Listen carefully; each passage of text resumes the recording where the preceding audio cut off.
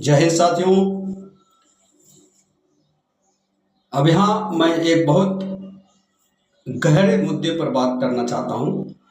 जैसा कि आप जान रहे हैं, आरक्षण हटाओ पर आंदोलन होना है, आरक्षण हटाओ का अभियान चलाना है, आरक्षण हटाओ पर दुनिया भर की बातें की जा रही हैं। साथियों, मेरा ये मानना है कि आरक्षण जो है किसी भी समाज को दिया गया है या दिया जाता है तो उसके शैक्षणिक, सामाजिक और आर्थिक कमजोर जो समाज होता है उन्हें जो है दिया जाता है। अब साथियों, जैसे आनन फानन में भारतीय जनता पार्टी सरकार आई तो सवर्णों को भी, जो आर्थिक, शैक्षणिक और सामाजिक रूप से कमजोर लोग थे, उनको जो है 10% आरक्षण EWS के नाम पर दे दिया। उनमें कोई देरी नहीं लगी, उनकी सत्ता थी, उनकी सरकार थी, राज्यसभा, लोकसभा, सब जगह उनका मतलब ये था, वर्चस्व था। तो उन्होंने आनन फानन में जो है 24 घंटे 3-4-5 दिन के अंदर जो है ला दिए।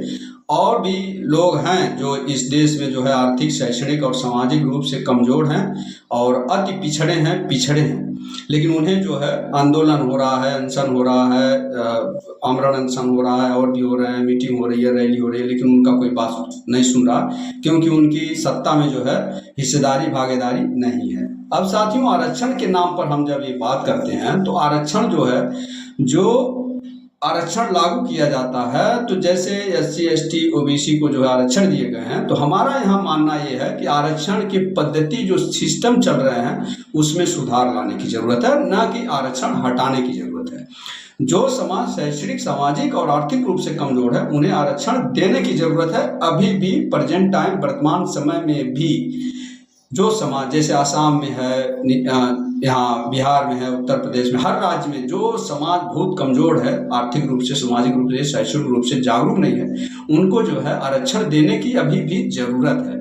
अब साथियों, आरक्षण जो लागू किया गया वर्षों पहले, बाबा साहब भीमराव अम्बेडकर का देन था। उनका बहुत मतलब ये विचार जो था सराहनीय है।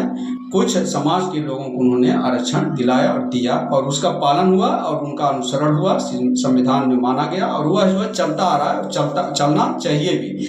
लेकिन उसमें सिस्टम सुधार लाने की जरूरत है। जैसे समझिए कि एक परिवार है, उसमें जो है आरक्षण से जो है प्रधान बन गया, या आरक्षण से इंजीनियर बन गया, या आरक्षण से डॉक्टर बन गया, आरक्षण से सरकारी नौकरी पा ली, या आरक्षण से विधायक बन गया, आरक्षण से लोकसभा सांसद बन गया, राज्यसभा सांसद बन गया, आरक्षण से MLC बन गया, आरक्षण से जज बन गया, आरक्षण से पदाधिकारी बन गया, पुलिस अधिकारी बन गया, मीडिया में पदाधिकारी बन गया।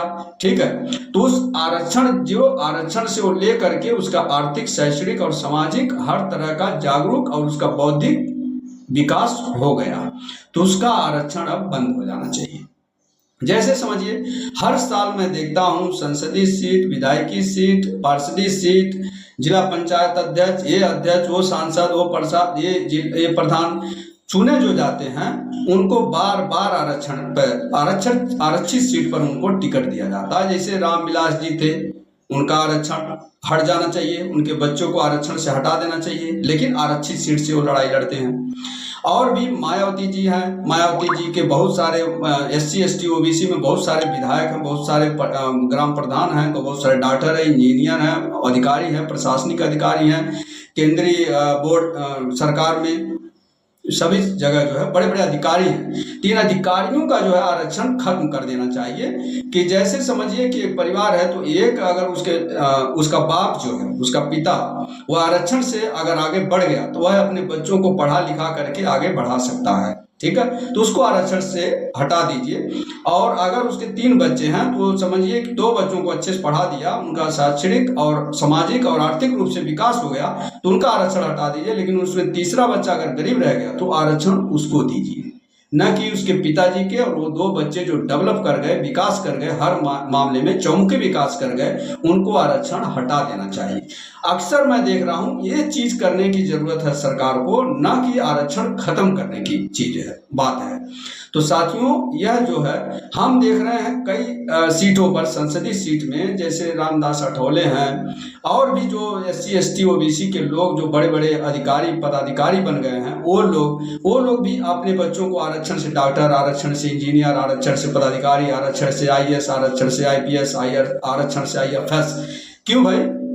इन चीजों को सुधार लाने की जरूरत है, उनको आरक्षण से हटा देना चाहिए। ऐसा एक सिस्टम लाना चाहिए कि जो एक बार आरक्षण से विकास कर गया, चौमुखी विकास कर गया, याद उसका डेवलपमेंट हो गया, कुछ सैलरी उसकी अच्छी हो गई, तो उसको आरक्षण से हटा करके जो गरीब लोग हैं, जो नीचे अभी और लोग पड़े हुए हैं, शोषित हैं, वंचित हैं और सर्वहारा हैं, उनको जो है आगे लाने की जरूरत है।